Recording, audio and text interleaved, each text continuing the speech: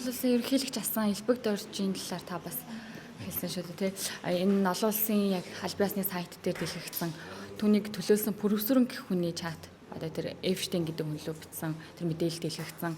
Танд Нью-Йоркт очихдоо том сюрпризтэй очноо. Тэр Монгол охин байх болно гэсэн ноцтой зүйл дэлгэгдсэн талаар та ярьсан. Энэний хариуд элбэг дорж ерөнхийлөгч асан ямар ч тийм зүйл байхгүй гэдэг өгөөсгсөн мэдээллийг саяхан нэг ярилцлаганд дээр хэлсэн мэлээ. Энэ талаар тань. За яг хөө тэгээд тэр хүн өөрөө хувийн байр суурийг илэрхийлэх нь бол өөрөх нь асуудал шүү дээ. Тийм ямар ч хэсэг их орондоо ирсэнд нь би их баяртай байгаа.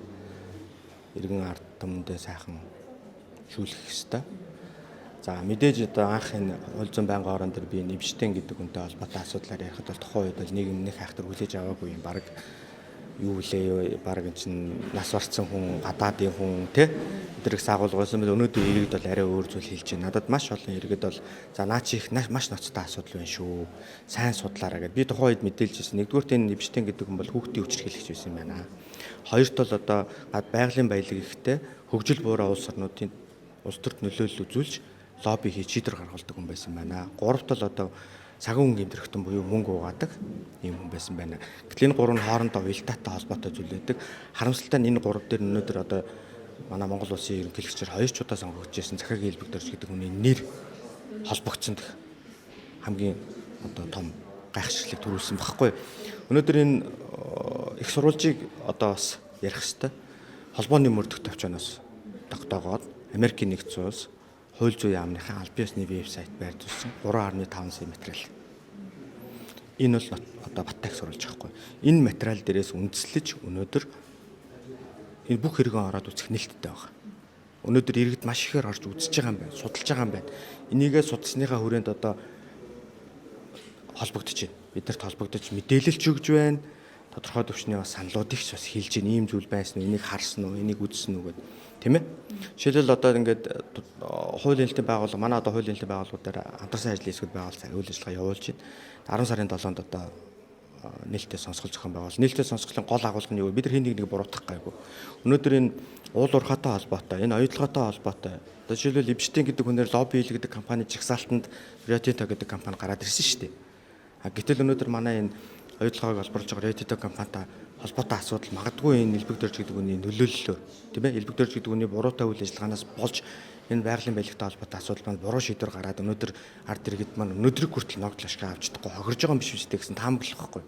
Тэгэхээр бид нар энийг бодит их сурвалжаас нь судалгаа хийж баттай үнэн зөв мэдээллийг гаргаж ард түмэнд мэдээлэх үүрэг энэ сонсголт байна. Төр ороо гэдгийг бас манайхан ялгаж салгаж ойлгоорой. Өнгөрсний одоонд төгсгөлөөр бид нар оюутлагын төр ороо байгуулад Монгол улсын төрд ажиллаж байсан улсуудыг одоо байцаа дуудаж одоо гэрчийн мэдүүлэг байцаалтад дээр авч ирсэн мөрдөн шалгачийг үүрэгтэй байдаг бол сонсгол бол холбогдох их сурвалж, баттай их сурвалж материалуудыг судалж, анализ хийж, шинжээснээр ажиллаж, мэрэгжлийн хүмүүс ажиллаад үнэн зөв мэдээлэл гаргаж иргэдэд мэдээлэх.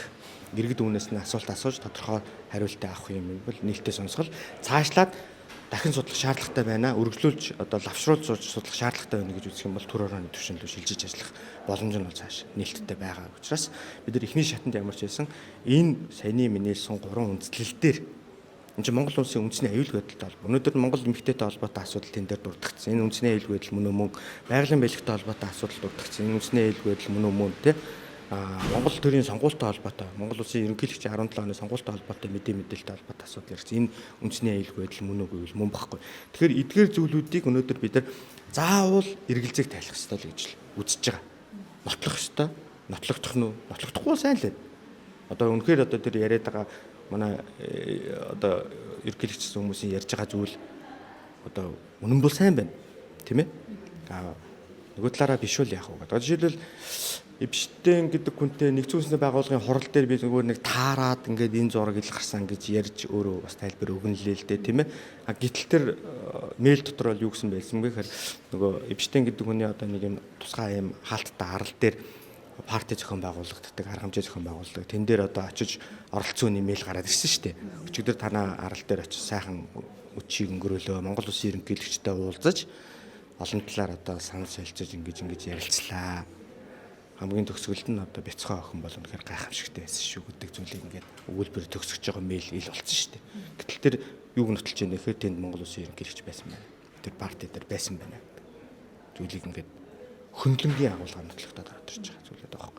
Тэгэхээр энэ эргэлзээтэй олон зүйлийг өнөөдөр бид нар нотлох хэрэгтэй. Магадгүй манай төрд ажиллаж байсан төрийн тэргүүнээр сонгогдож ажиллаж байсан улсууд маань буруутай үйл ажиллагаас давуулж эх орон ард түмнийхээ эсрэг шийдвэр гаргахад нөлөөлж өнөөдөр энэ хохирол нь үргэлжлээд явж байгаа юм шиг үстэй гэдэг эргэлзээ байгаа учраас энийг судалж үзэх хэрэгтэй л гэж байна.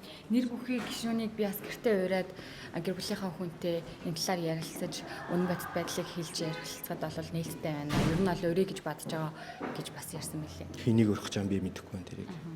Таныг нөгөө тэр талаар яг нөгөө хууль зүйн яамтай юу яран дээр хэлсэн болохоор одоо энэ талаар нь та ярьсан шүү дээ Эпштейний асуудлын талаар. Тэгэхээр таныг хэлж байгаа юм бол гэж надад бол уулзах шаардлага байна. Тий.